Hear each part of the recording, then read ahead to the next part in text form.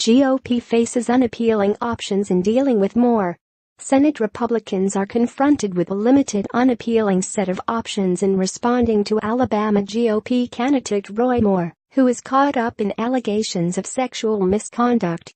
For starters, the election in Alabama is already underway. Absentee ballots are being mailed in for the December 12 contest, and Moore can't be removed from the ballot, even if the Alabama Republican Party wanted to. A victory by Democrat Doug Jones would narrow the margin of control in the GOP-controlled Senate to 51-49. That's an outcome Republicans are anxious to avoid. One way, albeit difficult, for Republicans to retain the seat would be to mount a successful write-in candidacy. Several Republican senators are urging Senator Luther Strange, who lost to Moore in the GOP primary in September, to launch such an effort. But Strange said Monday, "I think, right now, a write-in candidacy is highly unlikely. If Moore were to win, there's no precedent in the Senate for refusing to seat him. But the Senate could immediately move to expel him, though the chamber hasn't taken such a step since the Civil War." Moore remains defiant and retains a base of supporters in staunchly conservative Alabama. He says allegations that he molested teenage girls during the 1970s, when he was a prosecutor in his 30s, are false and the product of a witch hunt.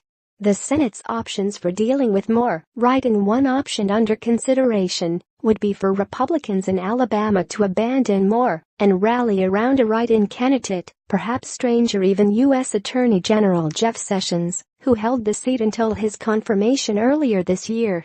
Such a candidacy would be an uphill slog, particularly if Moore remains defiant and pulls a sizable vote from his impassioned base of evangelical supporters. Even if Moore were to step aside, his name would remain on the ballot, siphoning votes away from any write-in candidate and potentially swinging the race to Jones. Exclusion Senator Cory Gardner, chairman of the Senate GOP's campaign committee, said on Monday that even if Moore were to win the election, the Senate might move to expel him.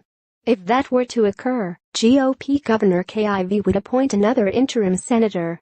The U.S. Constitution says that both House and Senate have the power to punish its members for disorderly behavior and, with the concurrence of 2/3, expel a member.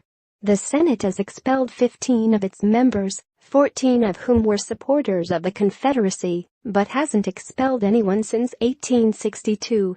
More recently, members such as Bob Packwood, the Oregon Republican who faced charges of sexual misconduct and abuse of power, have resigned rather than face expulsion. In theory, expulsion offers a long-shot path for establishment Republicans to reclaim the seat. But Moore would have to win the seat in the first place, and do so in the face of a potential write-in candidacy and opposition from state and national Republicans. "It's premature to talk about expelling someone who hasn't been elected," said number 2 Senate Republican John Cornyn of Texas.